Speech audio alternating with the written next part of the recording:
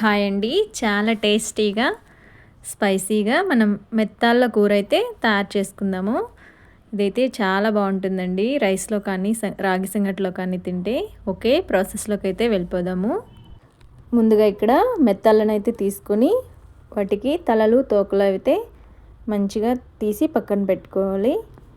ఇందులో పెద్ద టాస్క్ ఏదైనా ఉందంటే వీటి క్లీనింగే అండి.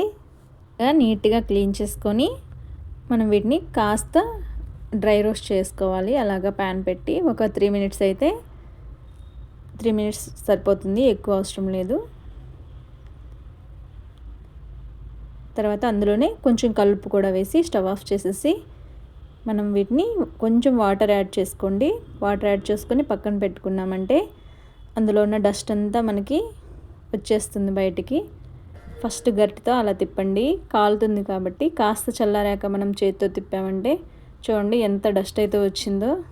అలాగా మంచిగా 3 టైమ్స్ వాష్ చేసుకొని పక్కన పెట్టుకోండి. తర్వాత మనం ఒక చిన్న సైజ్ దోసకాయ ఒకటి తీసుకోండి. అలాగే ఒక ఆనియన్ పెద్దది, ఒక 3 టమాటా బాగా పండినవి, కొంచెం చింతపండు కూడా తీసి నానబెట్టుకొని దోసకాయనైతే అలా చూస్తున్న విధంగా సీడ్స్ మరియు పీల్ తీసి చిన్న చిన్నగా కట్ చేసుకొని అలా రెడీ చేసుకోండి.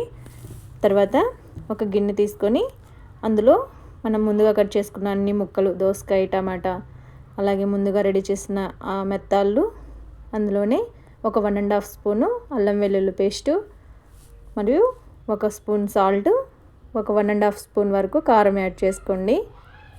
అందులోనే ఒక 1/2 స్పూన్ వరకు పసుపు కూడా తీసుకొని మంచిగా కలుపుకోవాలి. ఆయిల్ వేసుకోవాలి, ఒక 2 స్పూన్స్ అయితే. చూడండి చూస్తున్న విధంగా ఆయిల్ వేసాక మంచిగా ఒకసారి అలా కలిపి పక్కన పెట్టండి.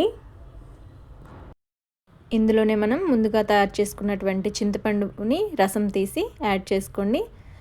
అవి మునిగే వరకు కొంచెం వాటర్ కూడా యాడ్ చేసుకొని మరొకసారి కలిపి మనం మూత పెట్టేసి స్టవ్ ఆన్ చేసుకోవాలి. ఇదేనండి ప్రాసెస్.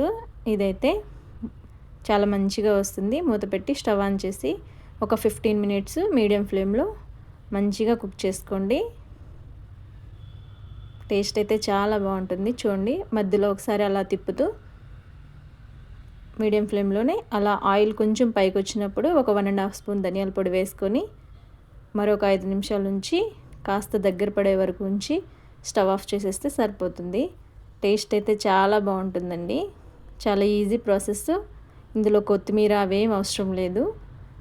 ఇందులో ఇలా తింటేనే మంచి టేస్ట్ వస్తుంది. చాలా బాగుంటుంది. అందరూ తప్పకుండా ట్రై చేయండి. Please watch and thank you అండి.